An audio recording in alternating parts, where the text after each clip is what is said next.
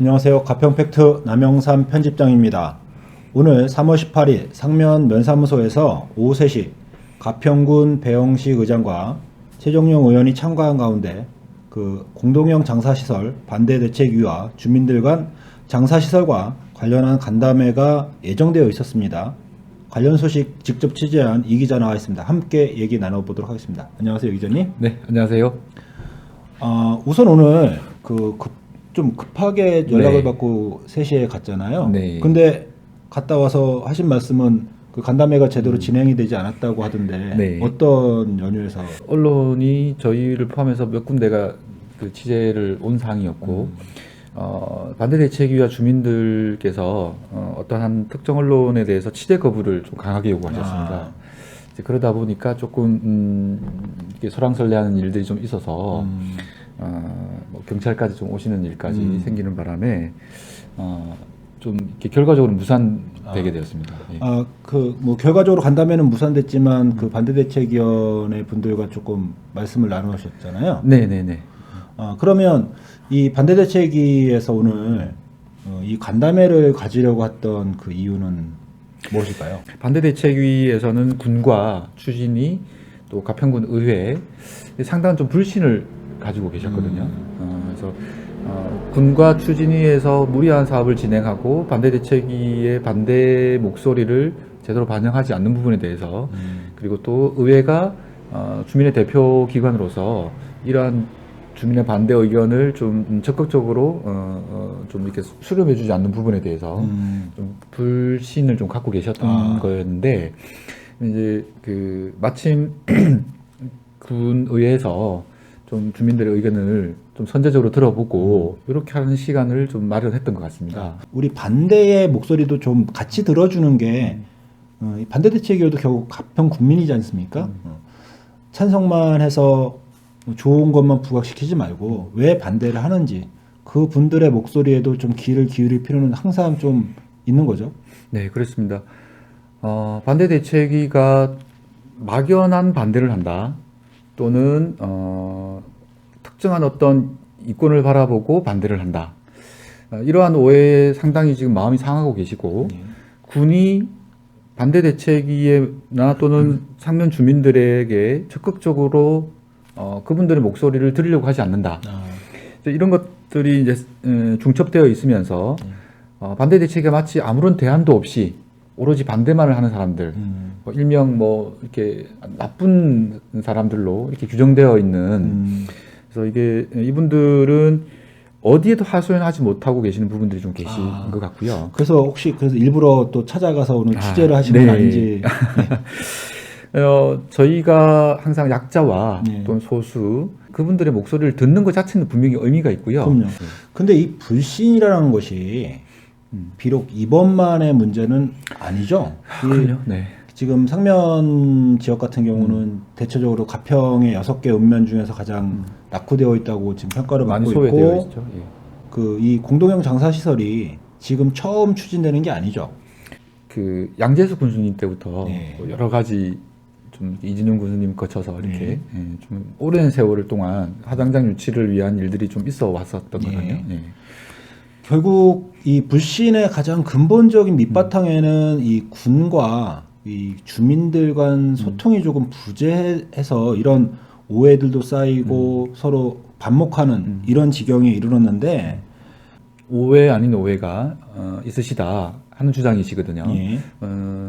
반대위가 마치 모든 것을 그냥 반대를 위한 반대만 하는 또는 이기주의, 지역 이기주의에 빠져서 우리 지역은 절대 안 된다고 하는 이런 반대하는 모습으로만 좀 비춰져 있는 것은 반대대책위로서는 상당히 좀 억울하다.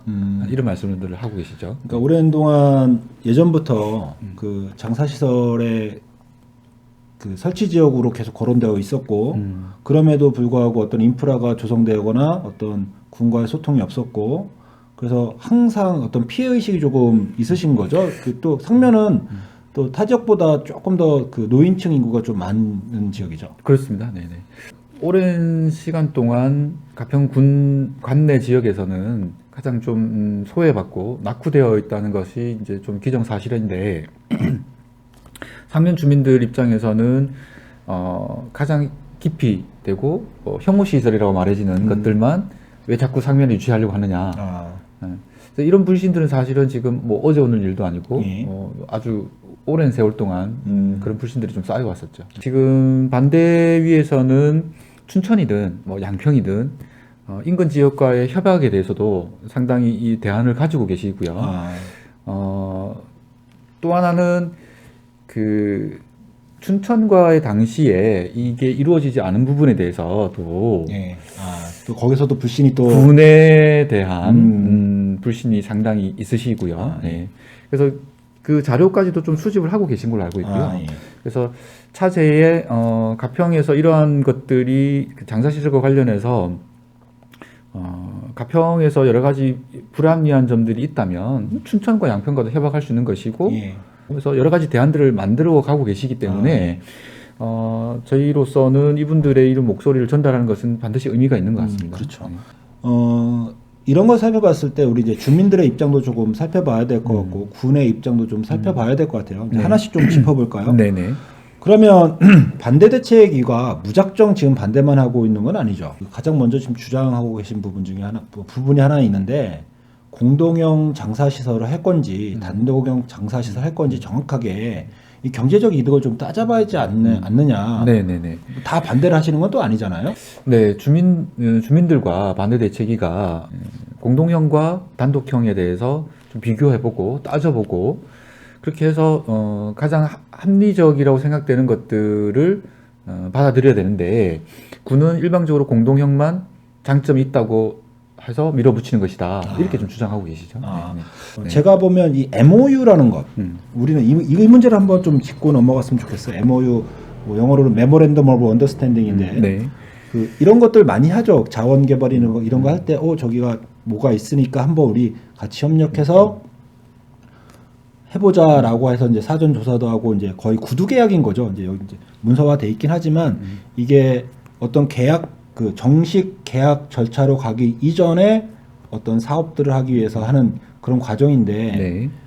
이 지금 마을 선정이라든지 이런 것이 제대로 되지 않으면 이 MOU는 언제든지 파기해도 법적인 문제는 없지 않습니까? 뭐 구속력은 없는 것이죠. 네. 이 MOU를 맺은 것에 대해서 왜 우리가 마치 그 죄인인 것처럼 끌려가야 되느냐.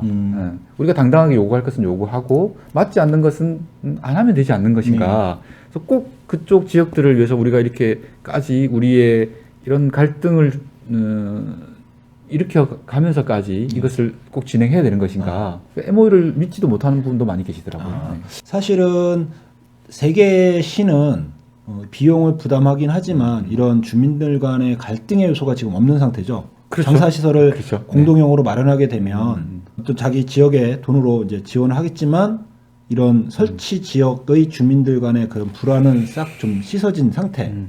오히려 가평구는 그 설치 지역을 제공함으로 인해서 지금 주민들 간 좀 갈등도 있고 좀 이런 것들이 좀 생긴 것 같습니다. 이 부분은 조금 이제 정치적인 함의가 좀 숨어 있다고 봐야 되거든요. 네.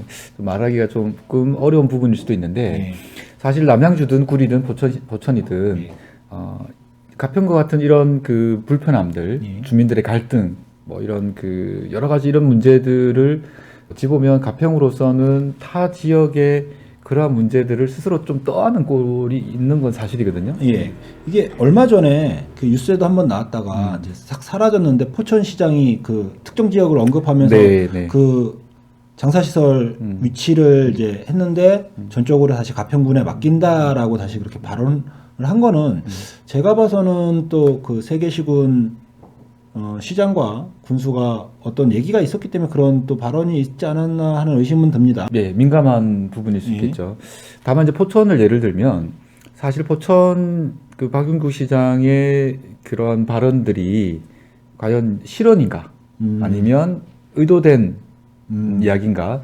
근데 이제 주민들 입장에서는 이거 실언이 아니라 상당히 이제 사석에서나 공공연하게 이야기가 되고 있었다고 주장하고 계시고요.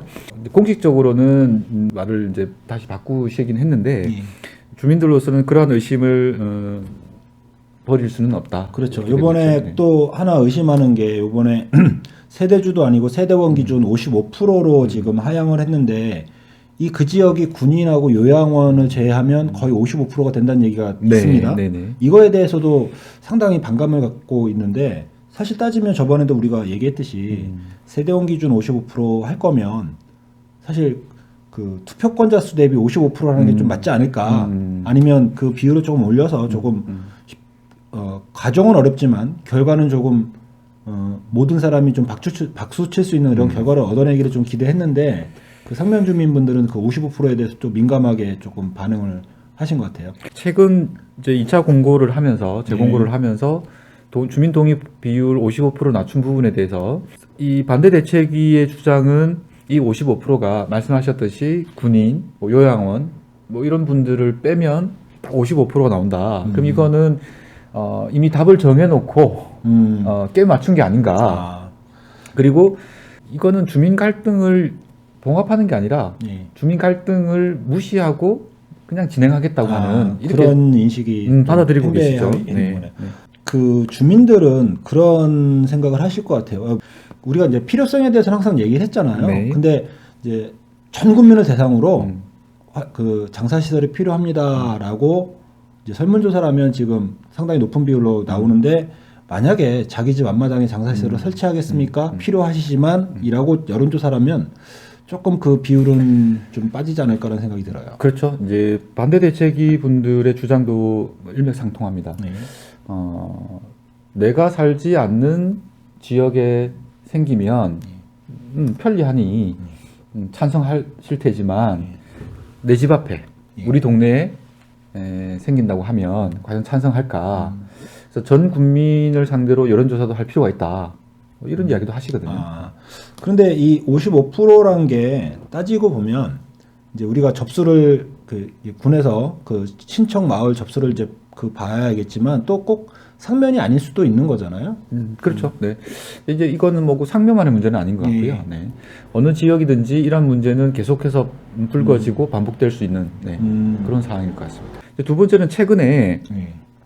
이 군수님과 언론과의 문제가 계속 반복돼서 나오는 이야기인데 오늘 이 간담회가 예정대로 진행되지 못한 것도 그런 맥락에서 이루어지고 있거든요. 그렇죠. 그 좀 보면 어떤 시설물이 들어올 때 그 지역에서 반대 대책위가 끓여지고 나서 보면 반대 대책위를 조금 폄하하는 이런 기사들이 조금 이제 등장하잖아요. 네. 아마 이런 것 때문에 조금 더 어떤 방어적이고 피해 의식적인 그런 행동들이 지금 나타나고 있는 게 아닌가.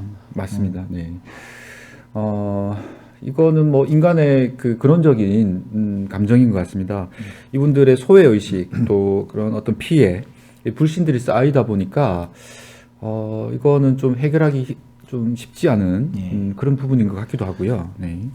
우리가 저번에 그 얘기했듯이 한번 반대대책위와 군과 자문위원관이 이렇게 모여서 조금 허심탄회하게 얘기하면서 소통을 하고 서로 설득을 하고 이해를 하는 과정들이 좀 필요하지 않을까. 그래야지 이게 어떤 해결의 실마리가 좀 보이지 않을까요? 맞습니다. 이제 말씀하신 게 이제 거의 이 문제 해결의 가장 중요한 초점이 될 것 같고요. 이제 소통의 문제가 이게 가장 중요한 해결의 단추가 될 것 같습니다. 지금 반대 대책위 분들의 가슴 속에 이제 상당한 엉어리가 있다고 느껴지고요.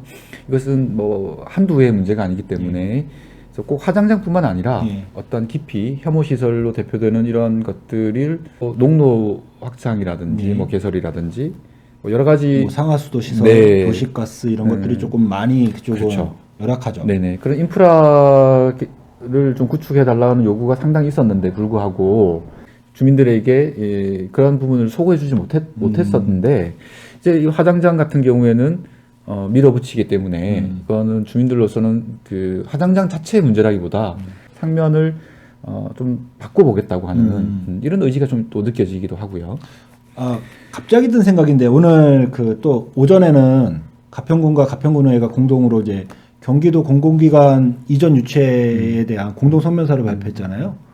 혹시 성면에 그 공공기관이 들어갈 만한 건물이 있다면 그런 것도 같이 유치를 해준다면 또 주민의 입장에서는 또 한편으로는 장사시설이 들어가기 하지만 또 공공시설, 공공기관 같은 것이 들어갈 수 있다면 또 이런 그 반감들이 좀 누그러지진 않을까라는 갑작스럽게 든 생각이 드네요. 네, 맞습니다. 뭐 사실 상면 지역의 그 입지 조건이 맞느냐 안 맞느냐를 떠나서 말씀하셨듯이 그러한 그 인프라 구축 그리고 또 혐오 시설 외에 또 적극 유치를 원하는 그런 시설들까지도 예. 좀 해주면 좋지 않겠나. 네, 이게 이제 상당히 이제 이게 보상과 이런 것들이 같이 좀 균형 있게 이루어져야 된다. 이런 말씀들을 많이 하시고요.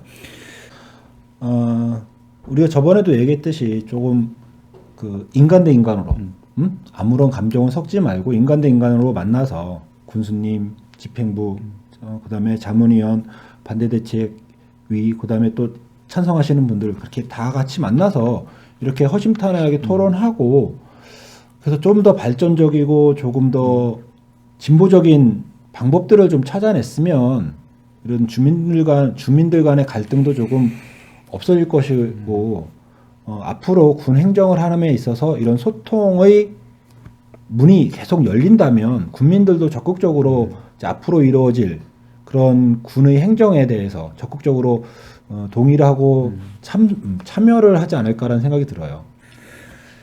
네, 맞는 말씀입니다. 지금 그렇게 되어야만이 차후에 어떤 사업을 진행하면서도 무리 없이 진행할 수 있는 것이고요.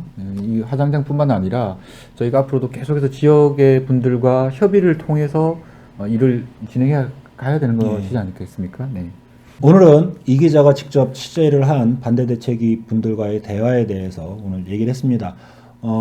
모두가 필요하다고 느끼지만 어느 지역에서는 불편할 수도 있는 그래서 반대를 하고 있는 분들의 목소리도 우리는 경청해야 한다고 생각합니다.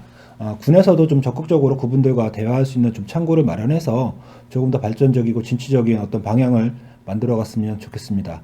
오늘은 여기에서 마치겠습니다. 감사합니다. 수고하셨습니다. 수고하셨습니다.